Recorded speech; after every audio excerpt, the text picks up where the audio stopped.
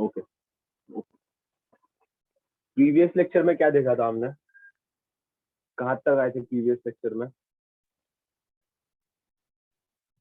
Formula तक आए थे, राइट। हम लोग देख रहे थे interaction of radiation with matter, है ना। मैटर के साथ इंटरेक्शन किस तरह से होता है रेडिएशन का। यहाँ से हमको पता चला था कुछ अमाउंट ऑफ जो हीट जो इंसिडेंट होती है मैटर पे, कुछ amount of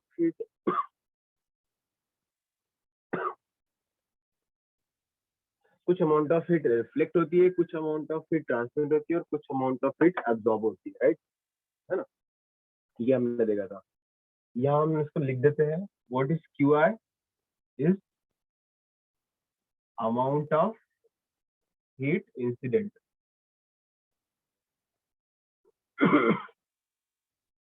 what is Q I, amount of heat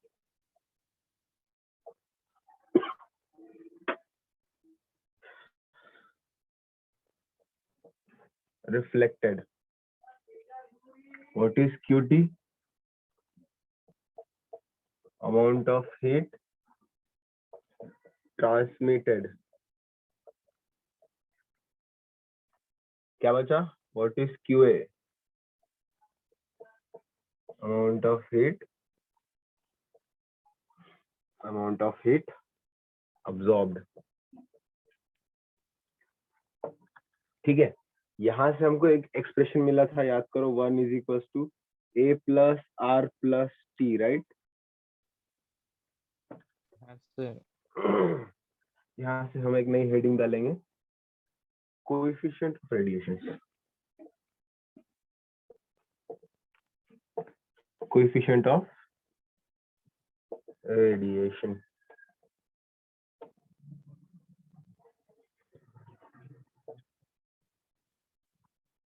There are 3 coefficient of radiation.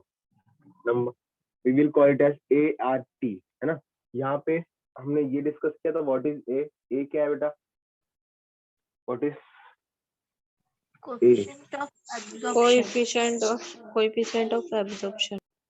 A? We will call it as coefficient of absorption.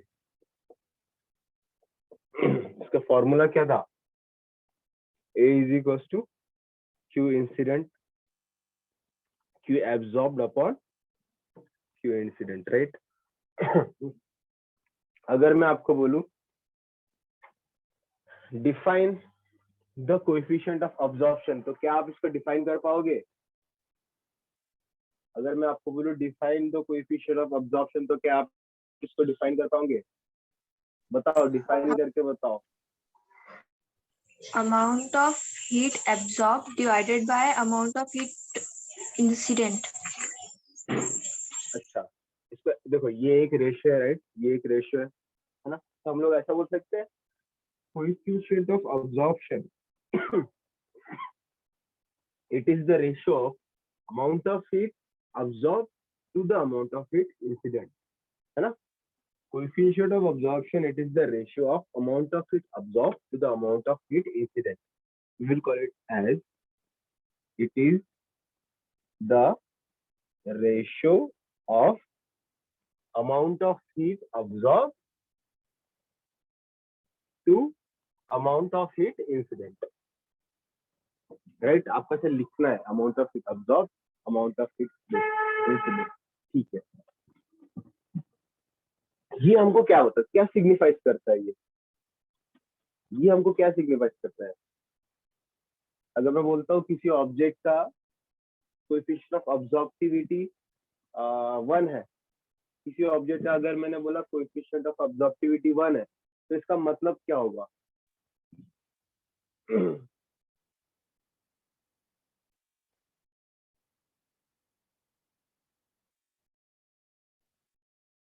Coefficient of absorption को absorptivity भी बोलते हैं, ठीक है।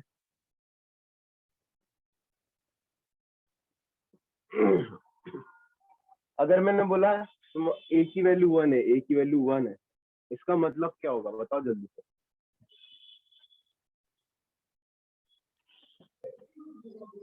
एब्जॉर्प्शन 1% हीट एब्जॉर्ब हो रही है। मतलब जितनी भी हीट इंसिडेंट होगी ना, सारी की सारी एब्जॉर्ब हो जाएगी, राइट? यही है ना इसका मतलब, जितनी हीट इंसिडेंट होंगी सारी की सारी एब्जॉर्ब हो जाएगी, इसका मतलब ये है। अगर 0.5 है इसका मतलब जितनी हीट आएगी उसका 50% एब्जॉर्ब हो जाएगी। 0.2 है इसका मतलब जितनी हीट आएगी उसका 20% एब्जॉर्ब हो जाएगी, कोएफिशिएंट ऑफ एब्जॉर्बिविटी। तो इसका ये मतलब है, ठीक है। अगर मैं आर को बोलूं, चलो डिफाइन करो, हम आर को क्या बोलते हैं? Coefficient of reflective reflection, right? क्या फॉर्मूला हो जाएगा स्मॉल आर का?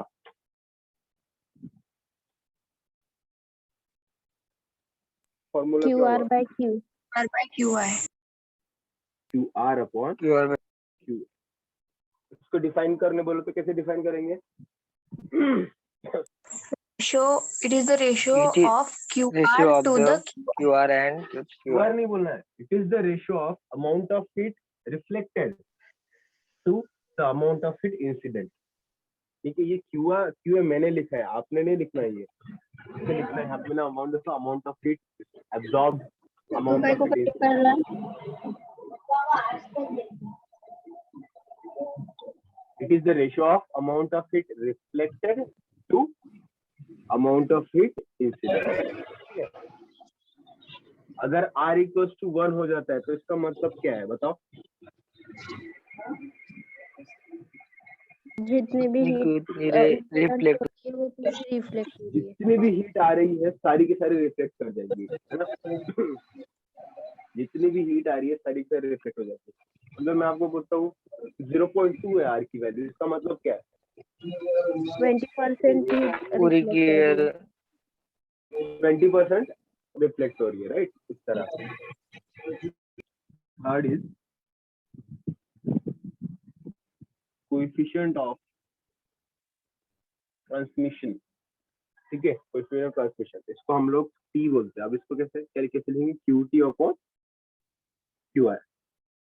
तो डिफाइन कैसे करेंगे? It is the ratio of amount of heat transmitted to amount of heat incident. मतलब इंसिडेंट जितना भी है उसमें से कितना वो ट्रांसमिट और कितना परसेंट वो ट्रांसमिट करेगा, ठीक है। ए को अब्सॉर्प्टिविटी भी बोलते हैं, आर को रिफ्लेक्टिविटी भी बोलते हैं, ये पता होना चाहिए। इसको ट्रांसमिटिविटी भी बोलते हैं। चलो नोट कर लो, नोट कर लो।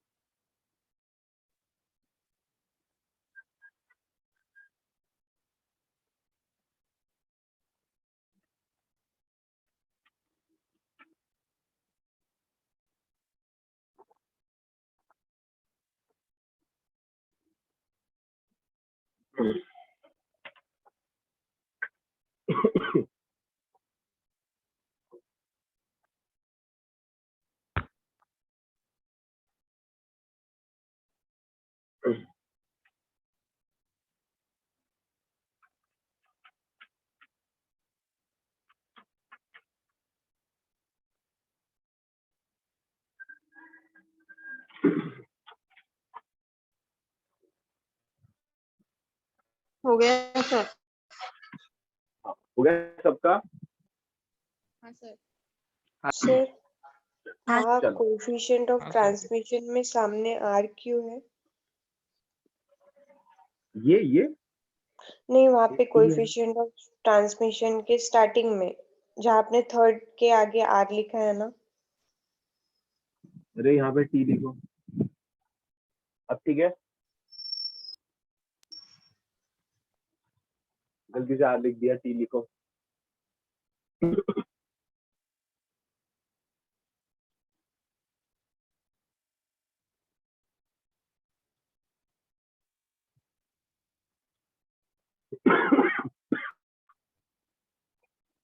चलो मिटाऊ। हाँ सर। हाँ सर।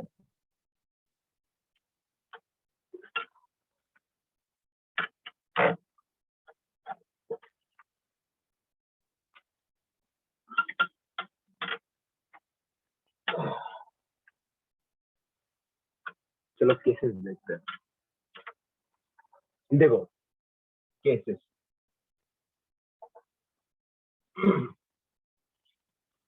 हमारे पास क्या क्या है, आर है, ए है, टी है, राइट।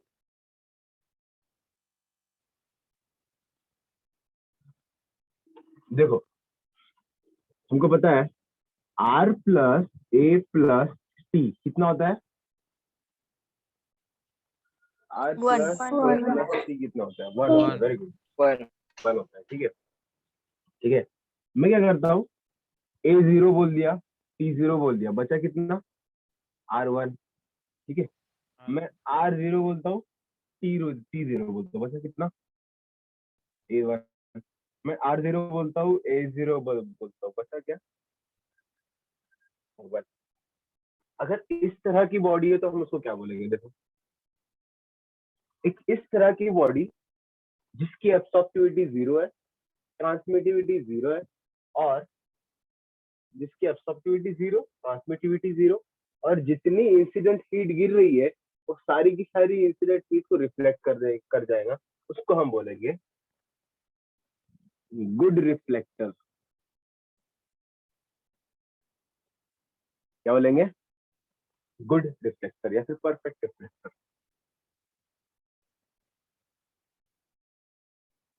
परफेक्ट रिफ्लेक्टर, ठीक है। अब इसको बताओ क्या बोलेंगे, एक ऐसी बॉडी जो जितनी भी इंसिडेंट हीट आती है सबको एब्जॉर्ब कर ले, उसको क्या बोलेंगे, गुड गुड एब्जॉर्ब। एब्जॉर्ब। या फिर परफेक्ट एब्जॉर्बर। और जो पूरी तरह से जितनी भी हीट इंसिडेंट आती है सारा एब्जॉर्ब कर लेता है, उसको और एक नाम दिया जाता है, उसे कहते हैं हम लोग परफेक्टली या फिर perfect black body, perfect black body या फिर परफेक्ट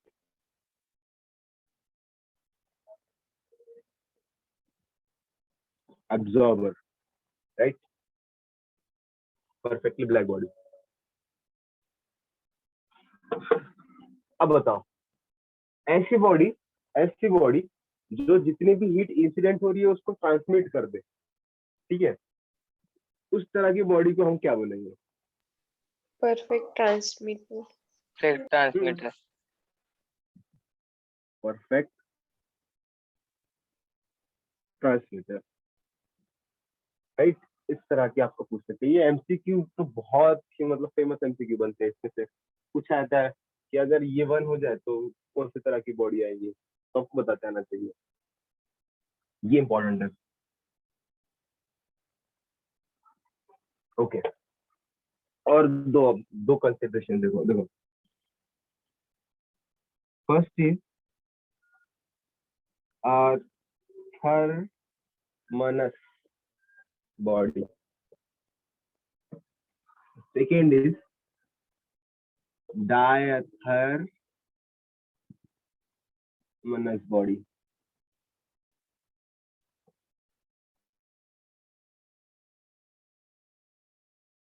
क्या लिखा है, अथर्मनस, अथर्मनस, ठीक है। देखो most of the time a का मतलब नेगेटिव होता है, नेगेटिव मतलब नहीं, मना करने वाली चीज है ना, अब नॉर्मल, असिम्टोमेटिक, है ना, मतलब नहीं नहीं, अपोजिशन करने वाला। थर्मस मतलब थर्मल, है ना, तो एक ऐसी बॉडी जो मना करता है, किसको, थर्मस, थर्मस थर्मस को, थर्मस है ना, टेम्परेचर को या फिर नहीं रेडिएशन को, है ना, मना करता मतलब अपने थ्रू जाने नहीं देता। एक ऐसी बॉडी जो अपने थ्रू रेडिएशन को जाने नहीं देती, उस तरह की बॉडी को हम लोग कहते हैं अथर्मनस बॉडी।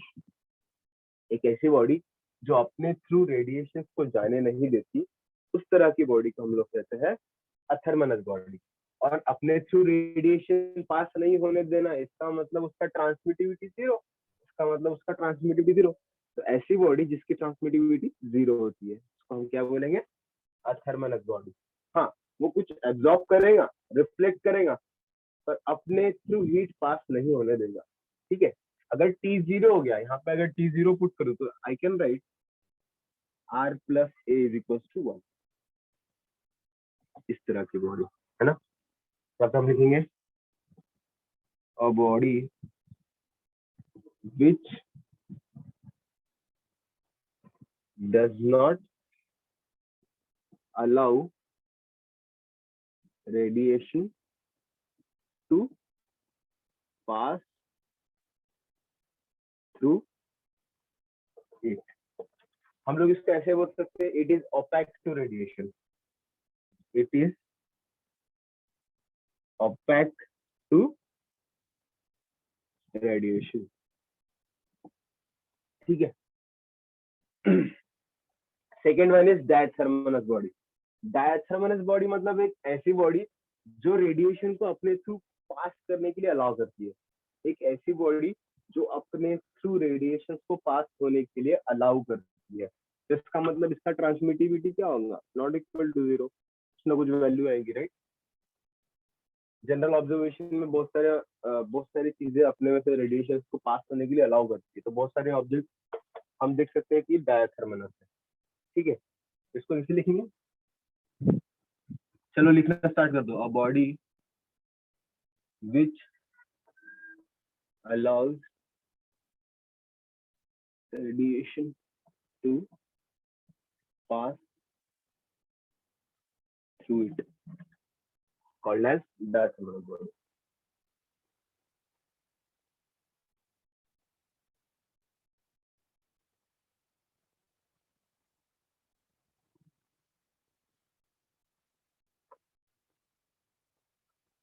इसका एग्जांपल बता देता हूँ, एक मिनट रुको।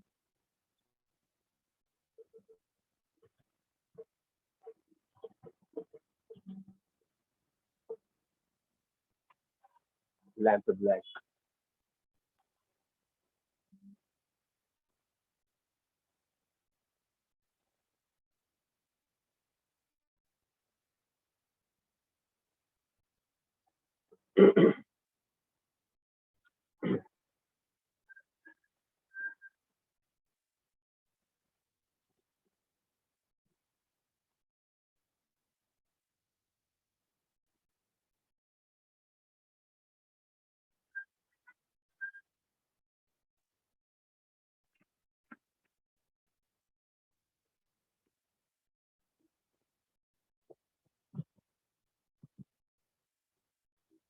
हो गया।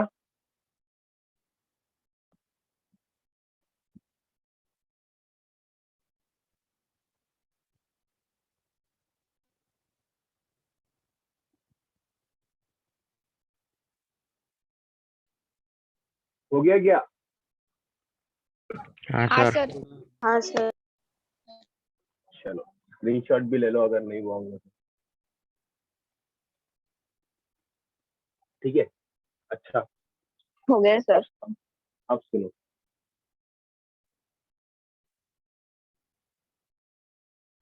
अब सुनो। क्या आपके ऑब्जर्वेशन में ऐसी कोई बॉडी है जो परफेक्टली ब्लैक बॉडी है, मतलब जितना रेडिएशन आता है सारा का सारा अब्जॉर्ब कर लेता है? ऐसी कोई बॉडी आपको पता है? क्या आपको ऐसी कोई बॉडी पता है जो परफेक्टली ब्लैक बॉडी हो, जो ब्लैक होल। 100% radiation absorb? हाँ, black hole. Black hole. Black hole बेटा ये कोई बॉडी नहीं है। ब्लैक होल ये कोई बॉडी नहीं है। ब्लैक होल तो एकदम अलग ही कॉन्सेप्ट है। Black hole. हाँ। ब्लैक होल कोई ऑब्जेक्ट नहीं, नहीं ब्लैक होल नहीं। ऑब्जेक्ट एक ऐसा ऑब्जेक्ट जो 100% रेडिएशन अब्जॉर्ब कर ले। आंसर की बॉडी।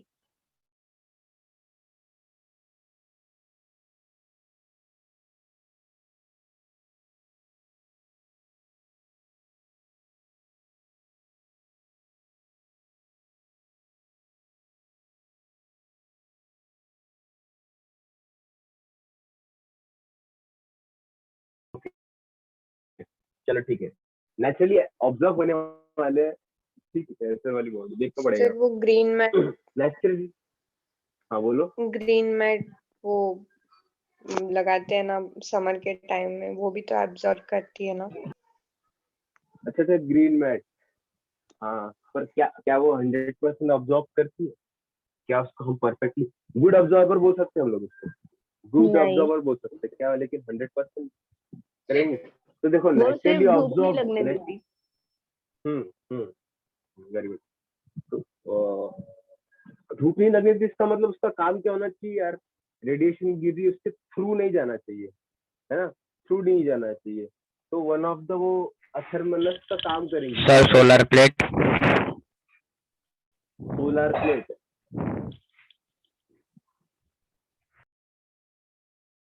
सोलर प्लेट यूटिलाइज करता है। सोलर प्लेट, हाँ, पर उसको परफेक्टली ब्लैक बॉडी बोलेंगे क्या हम लोग? बहुत अच्छे एग्जांपल्स आ रहे हैं, very good. Solar plate is made of silica. Silica के अंदर प्रॉपर्टी होती है, सिलिका एक सिलिकॉन, एक ही है अपना प्लैटिनम ब्लैक।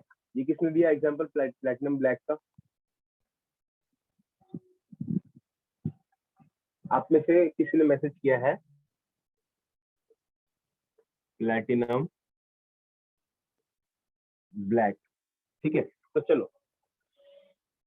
नेचुरली बहुत कम ऑब्जेक्ट है जो 100% एब्जॉर्ब करती है, मतलब करते ही नहीं है ऐसा कोई मतलब नेचुरल ऑब्जेक्ट है ही नहीं जो 100% जो है रेडिएशन ऑब्जॉर्ब कर सके। जनरली ऐसे कुछ गिने चुने ऑब्जेक्ट है जो 97% 98% तक एनर्जी रेडिएशन एब्जॉर्ब कर सके। उसमें से वन ऑफ द एग्जांपल है लैंप ब्लैक और एक एग्जांपल है platinum black. What is lamp black? Lamp black के बारे में सुने आप लोगों ने? नहीं सर। नहीं सर। लैंप, काजल पता है? काजल, हाँ क्या काजल सर? है ना? काजल हाँ। है ना? काजल, वो तो लैंप ब्लैक है। अच्छा, लैंप नाम से समझो, नाम लैंप मतलब दिया, है ना? दिए के ऊपर अगर मैं हाथ रख देता हूँ, देखो हाथ मेरा ब्लैक हो जाता है, वही तो लैंप ब्लैक है ना? हाँ रेसिड्यू जो मिलता है ना मुझको हाथ पर या फिर कोई ऑब्जेक्ट पर, अगर मैं दिए के ऊपर किसी ऑब्जेक्ट को पकड़ता हूँ तो ब्लैक हो जाता है, देखो। तो वो जो ब्लैक ब्लैक जो मिलता है ना मुझको, वही तो लैंप ब्लैक है। और इस लैंप ब्लैक की अब्सॉर्प्टिविटी होती है 97%। मतलब अगर उसका 100 जूल गिरेगा तो 100 जूल में से 97 जूल एनर्जी एब्जॉर्ब कर लेगा वो, है ना? तो इसको नेचुरली परफेक्टली ब्लैक बॉडी हम लोग बोलते हैं, राइट? तो अब मैं आपसे पूछता हूँ, तो क्या इंसान ने ऐसी परफेक्टली ब्लैक बॉडी बनाई है जो 100% हीट एब्जॉर्ब कर ले?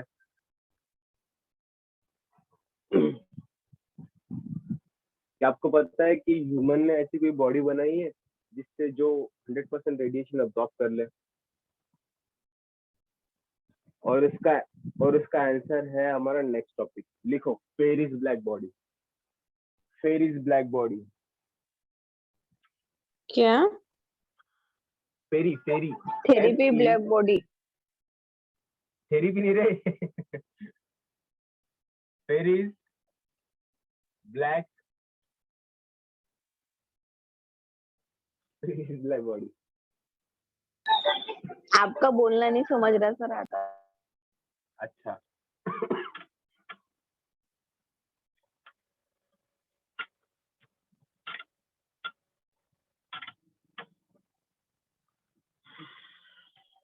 Therapy black body. Ferry Ferry Ferry नाम है एक साइंटिस्ट का, फेरी, FERRY, फेरी, एपोस्ट्रोफी से मतलब उसकी फेरिस ब्लैक बॉडी। ठीक है, फेरिस ब्लैक बॉडी को हम लोग परफेक्टली ब्लैक बॉडी भी बोलेंगे। ठीक है, तो हमको पता है जो लैंप ब्लैक जो होता है वो 100% हीट एब्जॉर्ब नहीं करता पर 97 एब्जॉर्ब करता है। तो लैंप ब्लैक का यूज करके इसने एक ऐसी बॉडी बनाई है जो 100% हीट को एब्जॉर्ब कर सके। लैंप ब्लैक का यूज करके फेरीज ने एक ऐसी बॉडी बनाई है जो 100% हीट को एब्जॉर्ब कर सके। ठीक है, तो कैसे बनाया होगा? देखो, इस बनाया होगा, उन्होंने एक स्पेरिकल ऑब्जेक्ट लिया, उस स्पेरिकल ऑब्जेक्ट के अंदर और एक स्पेरिकल ऑब्जेक्ट डाला,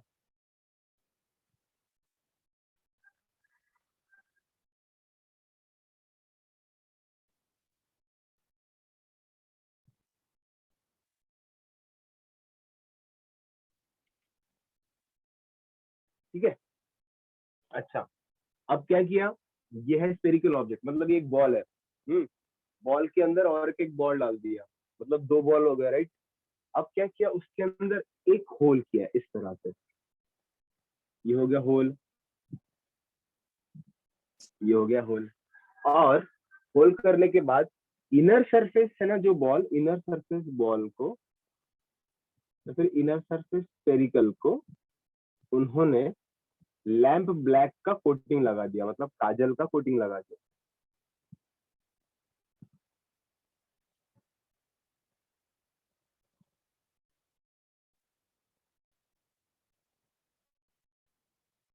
ये क्या लगाया हमने, क्या लगाया यहाँ पर, लैम्प ब्लैक की lamp coating. Black. Lamp black, ठीक है। अब क्या किया उन्होंने, अब क्या किया, यहाँ से रेडिएशन भेजा, रेडिएशन भेजा है ना, कंसीडर करो 100 जूल्स है, क्या होगा, रेडिएशन जाएगा, बहुत बार टकराएगा और एब्जॉर्ब हो जाएगा 100%, है ना, कितना सिंपल बॉडी है। रेडिएशन जाएगा, बहुत मल्टीपल मल्टीपल ये करेगा कोलिजन, और इसकी रेडिएशन यहीं पे खत्म हो जाएंगी, एब्जॉर्ब हो जाएगी, राइट, है ना। ये फिनोमिना था। फिर वो लेकिन होल से बाहर नहीं आ सकता क्या? हाँ, बहुत अच्छा क्वेश्चन। अब इनका सवाल क्या है, इनका क्वेश्चन क्या है कि सर ये अब ये यहाँ जाएगा ऐसा टकरा के, तो ऐसा वापस बाहर नहीं जाएगा क्या। हाँ जाएगा, बिल्कुल जाएगा। इसलिए यहाँ पर सर वो एब्स बोलो, वहां पे एब्जॉर्ब कर रहा है तो फिर वो बाहर नहीं जा सकता ना। 3% तो जाएगा, 3% तो जाएगा, मतलब यहाँ पे 100 जूल्स है, 100 जूल का 97 एब्जॉर्ब किया और टकरा के सीधा 3 जूल बाहर। हमको 100% अब्जॉर्ब करना है, 100%, 0.000% भी नहीं छोड़ना है, 100% अब्जॉर्ब करना है, तो ठीक है। अब ये टकरा के वापस जा रहा था यहाँ पे, तो यहाँ पे एक प्रोविजन दिए, मतलब थोड़ा सा हमारे इसमें थोड़ा सा चेंजेस किए उन्होंने, क्या किए, एक कोनिकल सेक्शन लगा दिए, कोनिकल सेक्शन। क्यों लगाया हमें कोनिकल सेक्शन, कोनिकल सेक्शन लगाया और कोनिकल सेक्शन पर भी लैम्प ब्लैक की कोटिंग लगा दी। तो अब क्या होता है, मेरी जो इंसिडेंट रेडिएशन यहाँ से जो आती है, यहाँ टकराएंगी, ठीक है, टकराने के बाद डिफ्लेक्ट हो जाएंगी, यहाँ भी डिफ्लेक्ट हो गई, ठीक है, यहाँ डिफ्लेक्ट हो गई। अब देखो यहाँ पर मेरा 100 जूल था, 100 जूल था, यहाँ पे आया 100 जूल, टकराने के बाद कितना बचेगा, 3 जूल, 97% एब्जॉर्ब हो गया, राइट। अब ये जो 3 जूल्स है यहाँ टकरा रही है, 3 जूल्स का भी 97% एब्जॉर्ब हो जाएगा, बचा कितना, 3%, 3% ऑफ 3% ऑफ 3 जूल्स कितना बचेगा, 9 इंटू 10⁻², 0.09, राइट। मतलब यहाँ से जो हीट निकलेंगी 0.09 हो जाएंगी, यहाँ टकराएंगी, राइट, यहाँ टकराएंगी, और इसका फिर से 97% ऑब्जॉर्व होगा, और वहां से जाने के बाद फिर से यहाँ आ जाएंगी, ये हो सकता है ना, यहाँ जाने के बाद फिर से 97% ऑब्जॉर्व हो जाएगा। अब यहाँ जाए तक तो ये इतनी एब्जॉर्ब हो जाएंगी कि इसमें ताकत ही नहीं बचेगी, ये बस ये थोड़ा सा यहाँ तक पहुंचेंगी और जितना था उतना पूरा ऑब्जॉर्व कर लेंगे। इसका मतलब हुआ क्या, मैंने जितनी भी एनर्जी भेजा सारी की सारी इस बॉडी ने ऑब्जॉर्व कर ली, राइट, इस बॉडी ने ऑब्जॉर्व कर ली मल्टीपल रिफ्लेक्शन की वजह से, बिकॉज ऑफ मल्टीपल रिफ्लेक्शन। इसको कहते हैं फेरिक ब्लैक बॉडी। समझ में आया, ये क्या है फिर, कोनिकल सेक्शन, कोनिकल सेक्शन, ठीक है। ये जो अरेंजमेंट है ना, दो स्पेरिकल का, दो स्पेरिकल, इसको बोलते हैं double wall spherical arrangement, double wall spherical arrangement, double walled spherical arrangement. ये भी पर्टिकुलर रीजन से किया है कि डबल वॉल ही क्यों लिया, देखो क्या है, डबल वॉल लिया, ये देखो ये खाली जगह है ना, ये खाली जगह, इसके अंदर जो एयर था ना उसको निकाल लिया, इसके अंदर जो एयर था वो निकाल लिया, क्यों निकाला बताता हूँ। अब एयर निकाल लिया तो ये जगह बन गई इवैक्यूएटेड, ये जगह बन गई इवैक्यूएटेड स्पेस, राइट, ये इवैक्यूएटेड स्पेस हो गई, इसके अंदर कोई भी एयर नहीं है, अब इवैक्यूएटेड स्पेस होने की वजह से क्या होता है, ये जो रेडिएशन है ना, हो सकता है ना वो बाहर आ जाए, है ना, इसके थ्रू होकर बाहर आ जाए। अब वो आना नहीं चाहिए, रेडिएशन अंदर के अंदर ही रहना चाहिए, इससे यहाँ से जो एयर मॉलिक्यूल वो निकालती है ताकि ये रेडिएशन बाहर ना आए, ठीक है, इसलिए इवैक्यूएटेड। अब हो सकता है कि बाहर की रेडिएशन अंदर चली जाए, बाहर की रेडिएशन अंदर चली जाए, हमको क्या करना है, मैंने जो रेडिएशन भेजी है 100 जूल वही यूटिलाइज होनी चाहिए, राइट। हो सकता है बाहर की रेडिएशन भी आ जाए और मेरे एक्सपेरिमेंटेशन में कुछ इफेक्ट डाले, तो बाहर की रेडिएशन नहीं आना चाहिए, इसलिए मैं क्या करता हूँ, इसको बाहर भी एक कोटिंग लगाता हूँ, वो होती है सिल्वर पॉलिश। सिल्वर पॉलिश की वजह से क्या होता है, बाहर की रेडिएशन अंदर नहीं आती, एक तरह का इंसुलेशन प्रोवाइड होता है।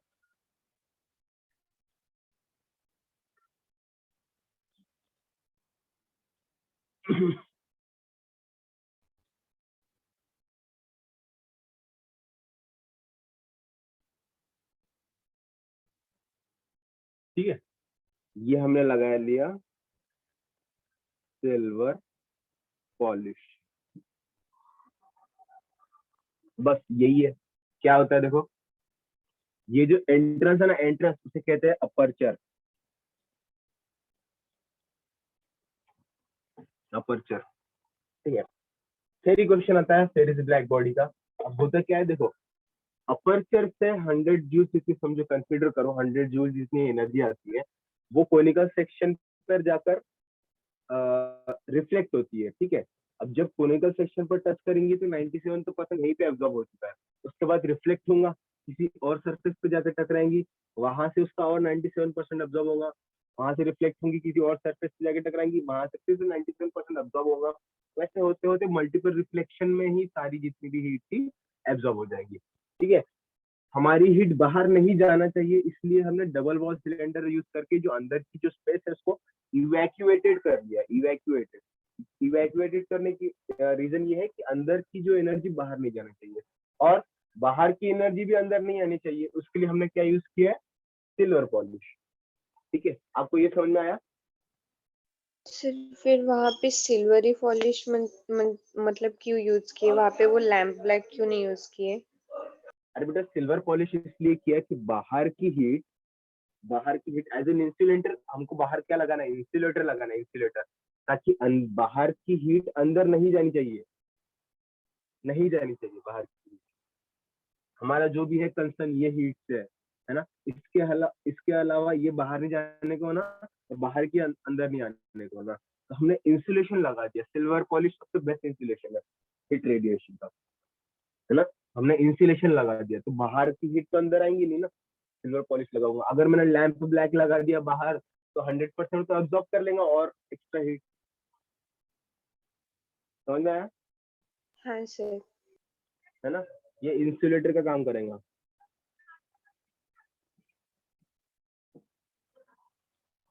ठीक है, लिख लो, स्क्रीनशॉट ले लो, इसको अच्छे से लिखना आपने।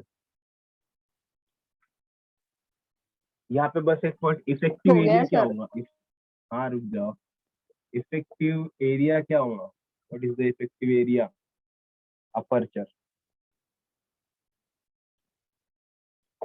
जहाँ से एंट्री होती है ना उसको इफेक्टिव एरिया बोलते हैं। यहाँ से अपर्चर से हीट की एंट्री हो रही है उसको हम लोग इफेक्टिव एरिया बोलेंगे। आपको अगर पूछते इफेक्टिव एरिया क्या है पेरिस ब्लैक बॉडी का, तो अपर्चर लिखना है, ठीक है। इसको आप एक्सप्लेन कर पाओगे, अगर 3 मार्क का क्वेश्चन आता तो लिख पाओगे? हाँ सर। हाँ या ना? हाँ हाँ सर। सर। हाँ ठीक है, स्क्रीनशॉट ले लो अच्छे से और अच्छे से लिखना इसको।